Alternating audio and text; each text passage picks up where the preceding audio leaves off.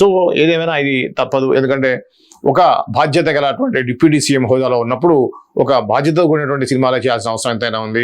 అసలు ఏమీ లేకుండా గబ్బర్ సింగ్ లాంటి సినిమాలో ఒక డైలాగ్ పెడితేనే దాని గురించి వైసీపీలో ముఖ్యంగా వైసీపీ గత ప్రభుత్వం వైసీపీ లీడర్స్ కొంతమంది దాని మీద కామెంట్ చేశారు.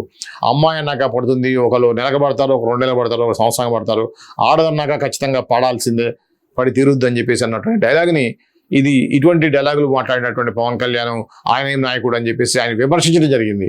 సరే, విమర్శలు ఎలా ఉన్నా కూడా పవన్ కళ్యాణ్ కూడా గత సినిమాలు ఆయన సినిమా రాజకీయాల్లో రాకముందు కూడా ఆ సినిమాల్లో ఏదో ఒక సందేశాన్ని, ఏదో ఒక మంచిని మనం ఇద్దామనేటువంటి స్ఫూర్తిదాయకమైనటువంటి పాటలు కూడా పెట్టడం మనం చూసాం గతంలో.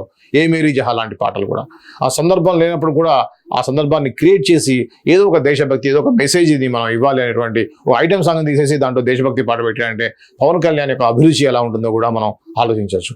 ఇదే క్రమంలో తాజాగా ఆయన రాబోయే సినిమా హరిహర వీరమల్లిలో కూడా ఆ యొక్క పాత్ర మంచి చేసే పాత్ర, నిజాయితీతో ఉన్నటువంటి పాత్రని మలిచామని చెప్పేసి ఆ యొక్క సినిమా సంబంధించిన దర్శకులు, ఆ చిత్ర బృందం తెలియజేసింది. ముఖ్యంగా గతంలో మనం తమిళనాడు సీఎం ఎంజీఆర్ గారి గురించి తెలుసు మనకి.